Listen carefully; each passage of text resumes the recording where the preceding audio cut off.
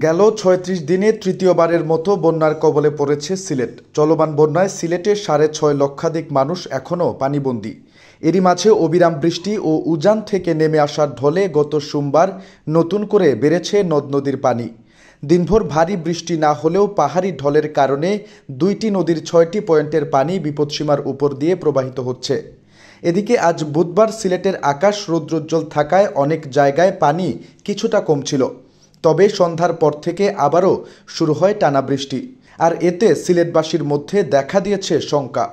বুধবার জেলা প্রশাসন জানিয়েছে জেলার ১৩ উপজেলায় ৯১টি ইউনিয়ন বন্যায় প্লাবিত।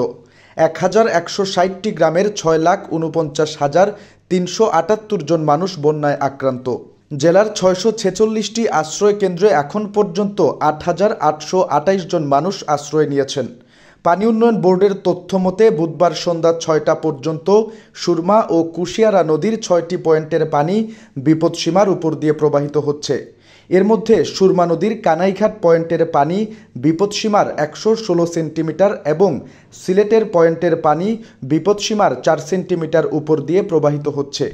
এছাড়া কুশিয়ারার পানি আমলশীত পয়েন্টে ১৪২ সেন্টিমিটার, এ নদীর শেওলা, ফেঞ্চুগঞ্জ ও শেরপুর পয়েন্টে পানি ৪৩, ৯৯ ও ১৯ সেন্টিমিটার উপর দিয়ে প্রবাহিত হচ্ছে।